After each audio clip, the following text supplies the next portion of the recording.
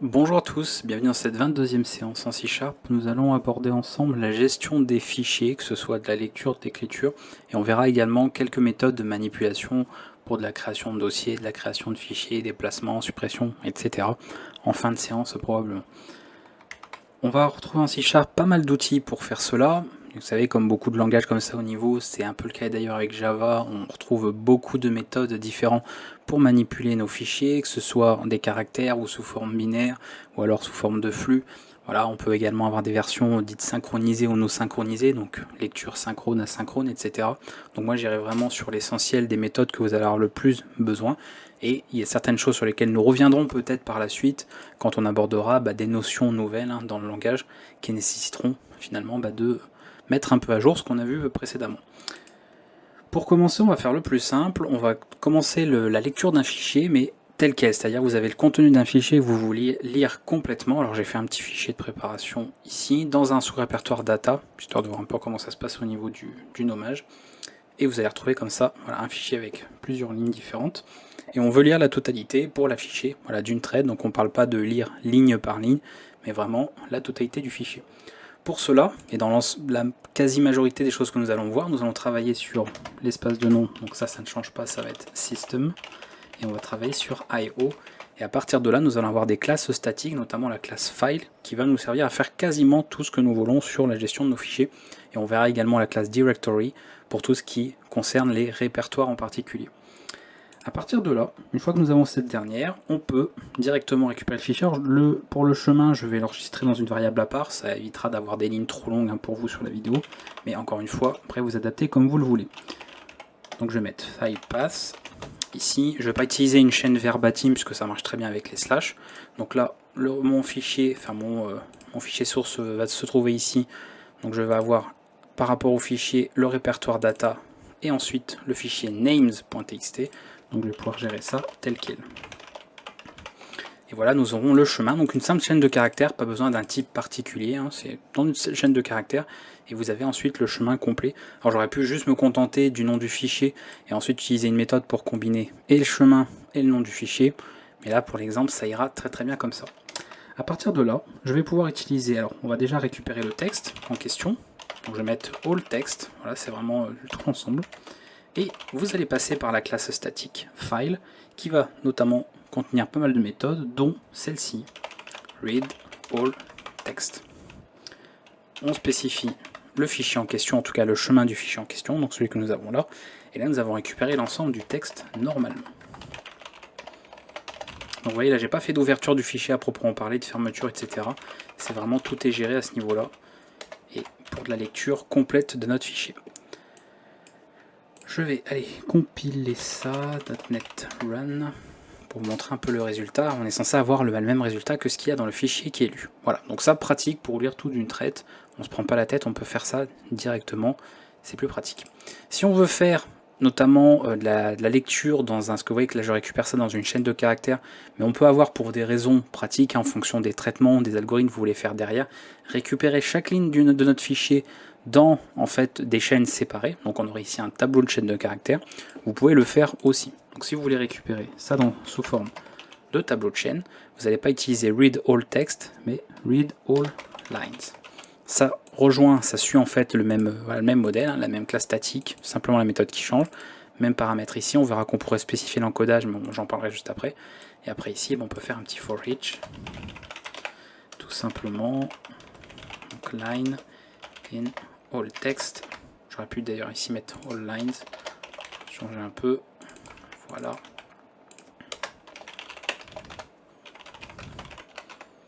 Et là, pour vous montrer qu'on a bien chacune de nos lignes. Hop. Oui, ma console est là. Et voilà ce que nous allons obtenir. Donc vous pouvez gérer ça comme ça.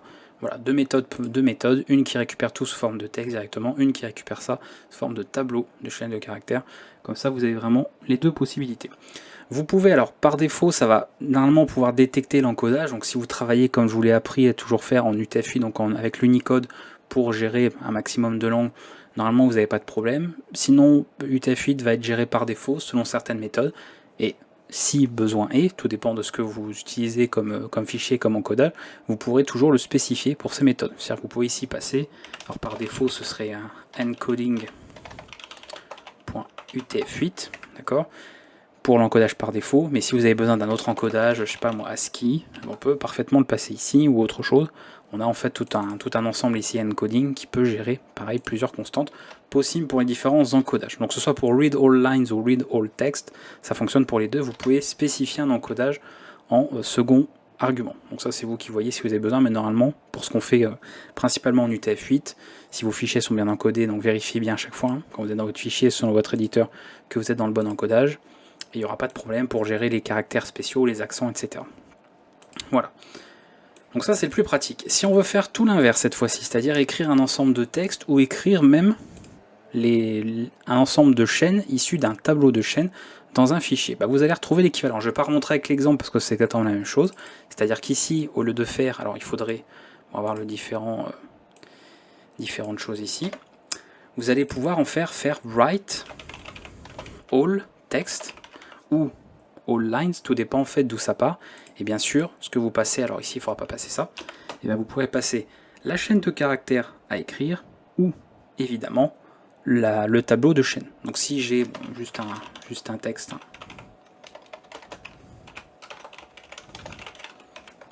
voilà ici, je peux passer S, d'accord, donc j'écris dans ce fichier là le contenu de ça, et en revanche si je passe par tableau de chaîne, bah, c'est à dire qu'ici j'avais un tableau de chaîne de caractères, donc à changer bien sûr ici pour que ce soit un tableau, d'accord, et vous pourrez également écrire. Voilà, je vais assez rapidement parce que c'est simple, normalement tout ça c'est des choses qu'on a déjà vues sur les tableaux, donc je reviens pas dessus. Donc vous avez l'équivalent. Encore une fois, si on résume un petit peu, je vais les écrire en commentaire, je sais que ça vous arrange bien aussi. Donc on va avoir read all text, read all lines, et ensuite vous allez avoir la même chose en équivalent. Voilà. Donc là, c'est lecture-écriture complète d'un texte ou d'un ensemble de chaînes issues d'un tableau, comme on le fait ici donc en C#, et ça marche très très bien. C'est le principal. Alors ça, c'est pour des cas où on n'a pas forcément besoin d'écrire énormément de données, d'accord, parce qu'on peut avoir des limites, hein, on peut avoir des dépassements si jamais on venait par exemple à essayer de lire un fichier beaucoup trop gros. Bon, il faudrait quand même avoir un nombre de caractères assez conséquent, mais c'est quelque chose qui en informatique est tout à fait probable, donc il doit être pris en compte. Pareil, je ne l'ai pas forcément ici indiqué pour gagner un peu de temps, mais je vais le dire quand même parce que c'est important. Vous voyez que je fais les ouvertures de fichiers, etc. Rien ne garantit que ce fichier existe bien, d'accord, pour la lecture par exemple. Donc bien évidemment, c'est à vous à chaque fois, comme j'ai dit, je ne le fais pas dans chaque vidéo, d'englober ça dans un bloc try catch. Je le ferai un petit peu tout à l'heure, histoire de le faire au moins une fois dans la vidéo. Mais voilà, je ne vais pas forcément systématiquement à chaque fois tout contrôler, mais c'est à vous de le faire. Certaines méthodes peuvent lever des exceptions, rien ne vous garantit ici que le fichier existe, rien ne vous garantit que vous avez les permissions d'ouvrir le fichier ou de le modifier ou de le lire, etc. Donc tout cela doit être pris en compte, et vous placez tout dans un bloc try, et ensuite vous gérez les exceptions à chaque fois, tout simplement. Ok. Petite parenthèse qui va être très importante, parce que comme je ne pensais pas forcément faire une vidéo juste là-dessus, ni le faire dans un tuto comme si c'était quelque chose un petit peu plus secondaire, parce que je trouve que ça a son importance en C#, nous allons parler de la notion de ressources avant de passer à la suite, et vous allez voir l'importance que ça a. En C#, la ressource, c'est un petit peu l'équivalent, si vous voulez, pour ceux qui programment en Python, d'un gestionnaire de contexte. Vous savez, la fameuse syntaxe avec le mot-clé with qu'on retrouve en Python. Et bien ici, on va réutiliser le mot using, et on va avoir un peu ce même principe. On va avoir en fait un gestionnaire de ressources. Comment cela fonctionne? Le gestionnaire de ressources fonctionne en 3 étapes. Vous avez la partie acquisition, donc il acquiert la ressource. Ensuite, vous avez la partie utilisation, il faut bien s'en servir de cette ressource. Et ensuite, la libération, la suppression de cette ressource. Donc en fait, ici, si je prends l'exemple de notre fichier, ça correspondrait tout simplement à l'acquisition du fichier, donc son ouverture, etc. L'utilisation du fichier pour lire, pour écrire, faire des manipulations, et ensuite la fermeture du flux, d'accord, sans devoir vous soucier de fermer vous-même le fichier. Pour cela, en C#, on va utiliser une syntaxe assez particulière, mais qui est très simple à employer, qui est la syntaxe using. Donc en fait, alors je vais enlever ça, vous allez tout simplement utiliser ici le mot-clé, oula, pas comme ça, mais using, et ici vous allez définir en fait la condition qu'on veut faire pour l'acquisition. Donc nous, ça va être par exemple l'ouverture de notre fichier, l'appel à une méthode qui va permettre de récupérer le flux, et on va comme ça générer un contexte. Et ensuite, on n'aura pas besoin de se soucier de la fermeture du fichier, de faire ça dans un bloc finally, et il n'y a pas de problème. Pour autant, attention, rien ne vous empêche de traiter les exceptions. C'est à vous quand même de mettre ça dans un bloc try, ensuite de gérer les exceptions dans le bloc catch. Mais ce que je veux dire, c'est que vous n'aurez pas à gérer la fermeture du fichier s'il y a eu un problème ou pas. Donc ça fait gagner pas mal de temps et on le privilégie en Python avec with. Et ici, vous pouvez le privilégier en C# avec cette syntaxe using. Donc on va regarder tout ça ensemble et vous allez voir comme ça vous fait économiser pas mal de lignes. Pour la lecture de fichiers dits ligne à ligne, d'accord, parce qu'on travaille quand même souvent ligne par ligne sur un fichier, en tout cas quand on travaille ici avec des caractères, même si on verra qu'il y a des équivalents de méthodes si on veut travailler avec des fichiers en mode binaire, ça fonctionnerait très bien aussi. On va donc procéder par un lecteur, donc en fait un stream reader, d'accord, donc c'est un flux de lecture ou un flux d'écriture en fonction de ce qu'on veut faire. Donc ici je vais utiliser toujours depuis system.io, ça ne change pas, je vais faire un stream reader. Donc directement dans le using ici, donc c'est pour ça que c'est un peu nouveau que je voulais l'introduire dans cette vidéo, en profiter, puisque ça a tout intérêt de s'en servir ici pour la gestion des fichiers. Je vais appeler ça SR, et je vais l'instancier, StreamReader, en le mettant par rapport à mon chemin ici, je rappelle, qui est une chaîne de caractères, mon fichier. Et là j'ouvre mes accolades, et voici le contexte qui est défini. Donc là nous avons la portée en fait de cette ressource, et à la fin des accolades fermantes, un peu comme les pointeurs intelligents en C++, on peut retrouver des similitudes dans certaines notions comme ça, et bien les ressources seront libérées automatiquement. Vous n'avez pas besoin de vous en occuper personnellement. Donc ici, pas de fermeture de fichier à gérer, on s'en fiche et on gère tout ça. Donc là, je n'ai plus qu'à faire line, et ensuite, on peut faire, c'est pas forcément le plus, on va dire le plus clair, mais line égale sr.readline, et tant que ceci est différent de nul, c'est qu'il y a quelque chose à lire. Donc on va l'afficher directement. Je pense qu'on est bon. Vous voyez, pas de fermeture, je ne fais rien, je reste là-dessus. On a tout qui va être géré automatiquement, il n'y a pas de problème.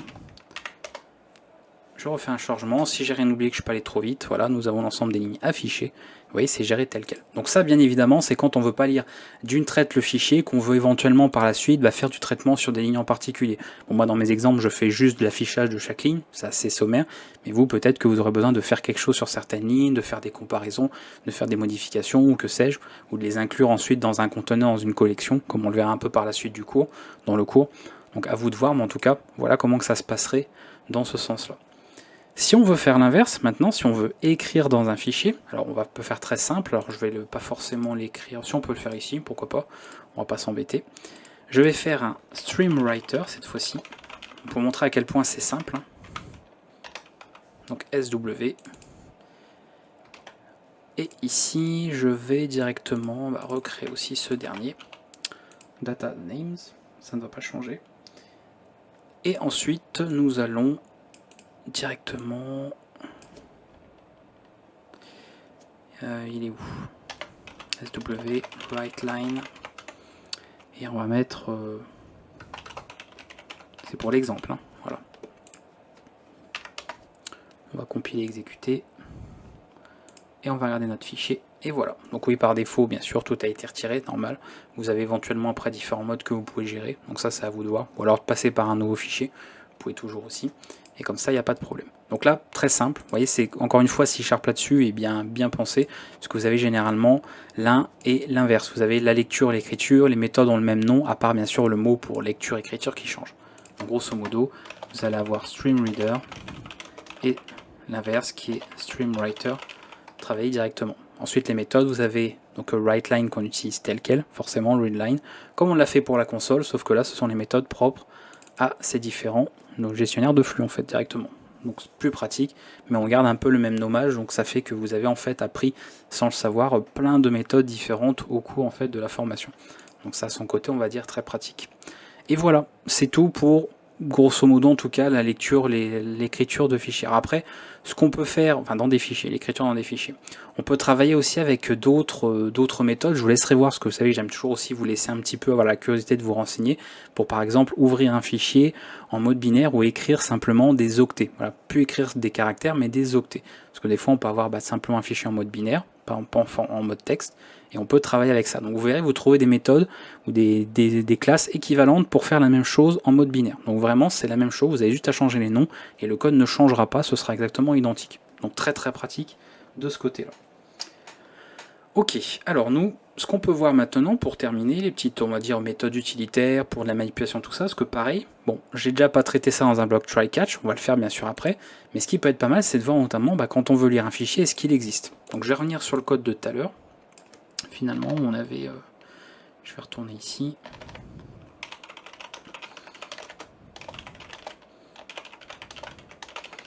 Donc directement, si je passe pas le fichier, ça risque d'être compliqué.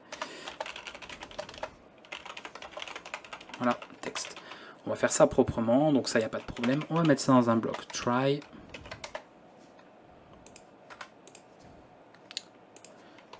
Il m'a fait disparaître le mot, c'est pas grave.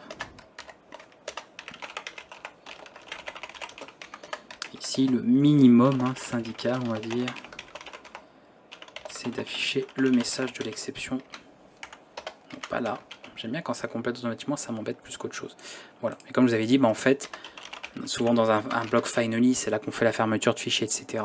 Et bien quand vous travaillez avec la fameuse syntaxe using, donc avec un gestionnaire de ressources, vous vous embêtez plus à fermer le fichier quand bien sûr il y a besoin de le faire. Là on s'en fiche, c'est lui directement.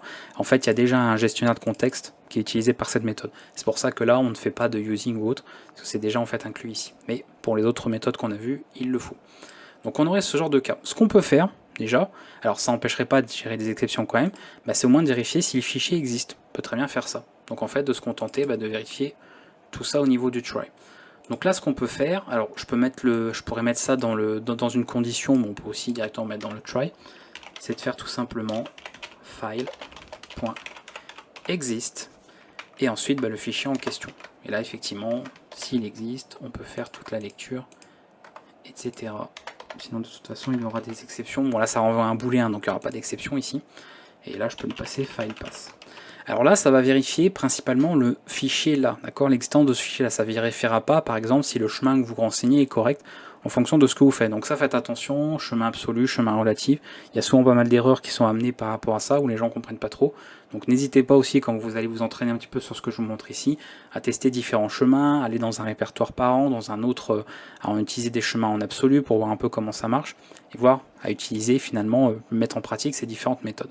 En tout cas, dans cette classe static file, vous avez cette méthode exist qui vérifie tout simplement le chemin que vous renseignez ici, donc le fichier, et ça vous retourne un booléen true ou false en fonction de l'existence ou non de ce fichier.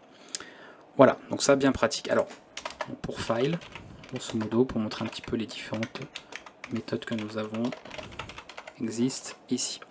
On peut également procéder à de la création directement de fichiers. Alors je vais enlever tout ça. Ouais, on va pas forcément passer par une chaîne intermédiaire. Je vais rester dans un bloc try, comme ça on est tranquille au niveau sécurité. Je vous avais dit que je le ferai au moins une fois dans la vidéo. Et ici, ce qu'on peut faire, c'est create. Et là, je peux créer mon fichier, donc data. Je vais mettre, on va en faire un autre, new names.txt. Je peux faire ça comme ça. Normalement, j'ai rien oublié, non.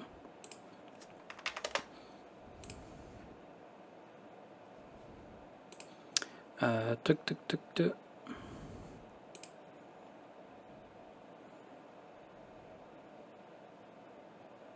Ah oui, pardon, c'est pas une méthode, c'est un attribut. On n'est pas en Java là, ni en PHP. Et en plus, ce serait getMessage. Voilà, donc là on a ça, la création du fichier qui a été faite. Donc vous pouvez créer des fichiers à la volée. Alors après, il y a certaines méthodes qui vont créer un fichier s'il n'existe pas en fonction du mode d'ouverture que vous choisissez. Mais principalement, si on ne veut pas s'embêter, on peut voir si le fichier existe. S'il n'existe pas, vous faites appel à create. Voilà, c'est plein de petites méthodes utilitaires qui servent vraiment à ça, qui sont bien pratiques. Donc je rajoute ça un petit peu à ce que nous avons vu. Donc l'existence d'un fichier, la création du fichier, bien évidemment, pourquoi pas le déplacer. Donc on peut très bien, une fois on va pas recréer un fichier, on peut faire un file.move et ensuite, alors il faudrait peut-être éventuellement deux chemins, ce sera plus clair. src, on est dans data names.txt et pourquoi pas en destination. On va le garder tel quel, juste name.txt. Voilà, et comme ça vous faites src dest. Je ne me gourre pas, mais normalement dans les chemins c'est bon.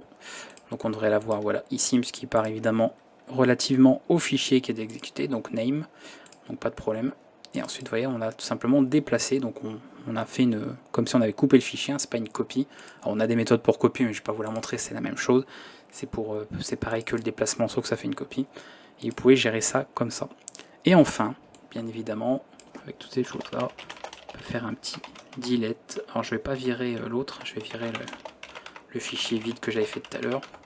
Celui-ci, avec la méthode qui porte le même nom. Il n'y a pas de problème. Voilà, donc bien évidemment, ça passe pas à la corbeille, hein, comme d'habitude, comme beaucoup de langages de programmation. Donc attention, bien sûr, à ce que vous faites avec ces différentes méthodes. Voilà, donc vous voyez, principalement, on en a d'autres, hein, je vous les mets juste celles qu'on a vues ensemble, il y en a d'autres. Encore une fois, je vois pas l'intérêt de tout vous montrer, mais sachez qu'il y a voilà, pas mal de choses comme ça pour manipuler vos fichiers. Ensuite, vous avez, pour terminer, la classe Directory. Donc ça va être pareil, vous allez pouvoir utiliser la même classe avec des méthodes existantes. Donc on va retrouver ceci. On va retrouver, non pas create, mais create directory. Voilà. Donc ils ont mis ici à répéter le mot directory, sûrement pour éviter un conflit, j'imagine. On va retrouver move et delete pour gérer comme ça tous vos répertoires. Là où ça peut être intéressant par contre pour un répertoire, parce que là bon j'ai pas grand chose dans data, on va en créer plein.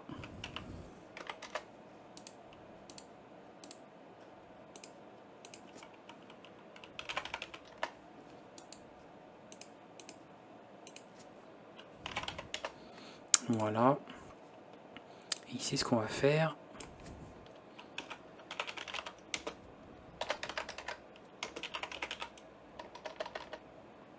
ouais, sinon comme ça, directory get files, donc autre méthode pour les fichiers, les répertoires pardon.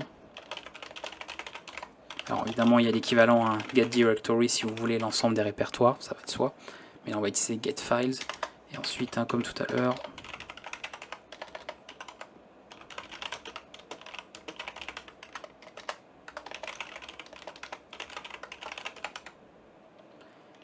on peut noter, voilà, c'est pour histoire de dire F. Alors je regarde que j'ai pas été trop vite. On récupère l'ensemble des fichiers d'un répertoire, oui, voilà ici. Donc dans data. Et normalement c'est bon. Si évidemment il trouve bien ce qu'il faut. Donc pareil, toujours faire attention parce que beaucoup d'exceptions peuvent être levées. Et vous voyez qu'il retrouve comme ça les trois fichiers, il vous met le chemin en fait incomplet qu'on a. En tout cas relatif par rapport à ce qu'on a indiqué. Voilà, donc plein de possibilités comme ça. On peut également avoir un répertoire parent, donc on peut toujours partir sur ici data et puis faire un get parent. Donc là par contre, en fait je peux l'afficher directement, hein, on va pas s'embêter sans un for each. Juste directement faire comme ça. Pour terminer, hein, je vous montre quelques petites méthodes comme ça bien pratiques, parce que je sais que certains vont en avoir besoin. Voilà, donc vous avez comme ça, donc là c'est chemin absolu. Le répertoire parent, donc app, donc ça correspond bien. Voilà, vous pouvez vérifier le répertoire courant si, je crois que c'est get current directory, il me semble. Ça doit être ça. Alors vérifier, mais normalement c'est ça. Voilà, get current directory. Et d'autres méthodes aussi, pour faire de la copie, pour faire tout ça. Bref, tout ce qui peut servir de manière générale pour gérer comme ça des répertoires, gérer des fichiers, et ensuite faire de la lecture et de l'écriture. Donc on aura vu, comme vous voyez, pas mal de choses.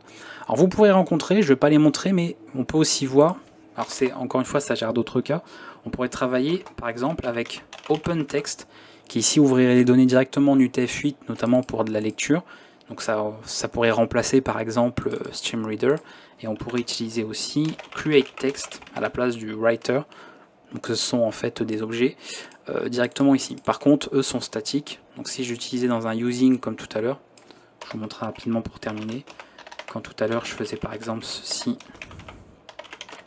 et ensuite que je faisais un StreamReader, et ici je mettais le chemin incomplet, voilà, genre name.txt, quelque chose comme ça. D'accord, bah ici il faudrait tout simplement remplacer ça par file.opentext. Voilà, et vous pouvez l'ouvrir ici. Donc ça pareil, ça dépend de comment en fait sont gérés les modes par défaut, comment sont gérés les encodages.